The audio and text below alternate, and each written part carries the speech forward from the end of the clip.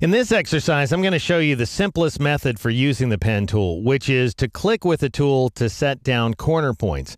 And each one of the corner points is automatically connected by a straight segment. And we're going to be working inside of this image here. It's called Macworld April 1991.psd, found inside the 27 pen tool folder. And this is a photograph of a magazine article that I wrote eons ago, back in 1991. And this is the first time I wrote about Photoshop. So I figured it'd be a great image to select in Photoshop. What we're going to do is extract this magazine from its background and then just set it against a white background. Now, it's not entirely a polygon, as you can see here. We do have some straight edges along the left side and the far right side. The bottom is a little bit straight, but we've got a fair amount of curving here at the top. We're still going to do our best to trace the magazine using just straight segments. So the first step is to go ahead and select the pen tool. And of course, you can get it by clicking on it or pressing the P key. And then, assuming you want to draw along with me here, this is the way I'm going to work. I'm going to start down here in the lower left corner, and I'm just going to click with a tool. And I want you to notice the appearance of my cursor. It's a pen with an X next to it. Anytime you see a pen with an X next to it, it means you're beginning a new path outline inside of Photoshop. As soon as I move that cursor, it now appears as a pen nib with no X next to it. That means you are actively drawing inside the program. So if you click or drag with the tool again, you will automatically connect the last point you created with the new point. So now I'm going to move my cursor up to the top of the magazine right there, and I'm going to click again. And notice that Photoshop goes ahead and connects these 2 points. They're corner points because they represent corners in the path outlines. It goes ahead and connects these 2 corner points with an absolutely straight segment. So you don't have any of that Alt or Option clicking that you do if you're trying to create a polygonal selection outline with the lasso tool, for example. But otherwise, it works pretty similarly. You're just clicking along to set corners. All right, now I'm going to click to set a corner right there. And if you don't set the point exactly where you want it, don't worry about that. We'll come back to how you manipulate these points later.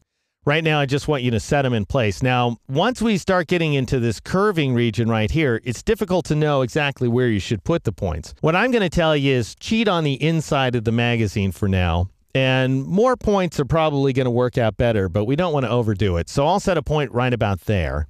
And this may or may not end up being entirely accurate. We'll see later. And then I'll click another point there. And notice this whole time, Photoshop's not only setting down points, but it's automatically connecting the points with these straight segments. So this is a pretty easy application of the tool, by the way. Now, the one place where you might get into trouble is if you accidentally do something that makes Photoshop think that you're done drawing the path outline. For example, this is pretty far-fetched, but let's say you go to the Paths panel because you're just totally not thinking, and you click off of this new work path item. The work path represents the path in progress, and then your path outline goes away, and you're like, oh, darn it. And then you click on the work path again to make it active, and now you can see the path outline. But if you click to set a point, you're not going to connect that point to the last point in the path. And the reason is because Photoshop thought you were done. Doesn't think you're working on that path outline anymore. So I'll go ahead and press Control-Z, Command-Z on the Mac. In order to undo the creation of that new point, you know that you're going to create a new path because of the cursor. So you have to watch that cursor sometimes. It appears right now as a pen nib with an X next to it, and that means you're starting anew. Nothing is active. That's what that X means, and you're going to start a new path outline. Well, of course, you want to activate the path outline you were working on. How do you reactivate it? Well, you go up to that last anchor point, the one you just drew, and notice that my cursor now appears as a pen with a little point next to it, and that means if you click there, you're going to reactivate the path. So go ahead and click. It has to be an endpoint, that is a point at the end of the existing path. Click on it, and now move your cursor away, and it appears as just a pen nib, meaning you're good to go. You are now drawing the path outline once again. So just keep an eye on that cursor and you should be fine. I'll go ahead and click on a few more points here in order to set them. Again, if I don't exactly nail the point, I'm not that concerned right now. And then I will click along the bottom here, click on the inside edge of the magazine cover. Obviously, I'm going to have to adjust these points later, but for now, I'll just click along in order to create them. Notice that I'm clicking on the corner along the inside edge of the magazine. And then finally, look at this. I'm ready to close the path. And if I move my cursor over the first endpoint in the path, then I'll see a little O next to it. And that O means that I'm about to close the shape. And as soon as I click, Not only do I close the shape, but I deactivate it, and my cursor changes back to a pen with an X next to it. So if I click anymore, I'm going to create a new path outline.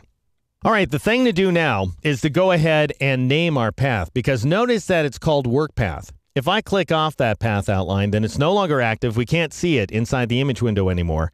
And if I click again with the pen tool, I begin a new work path. I wipe out the old one. So you can see how that's a problem. Press Control-Z, Command-Z on the Mac.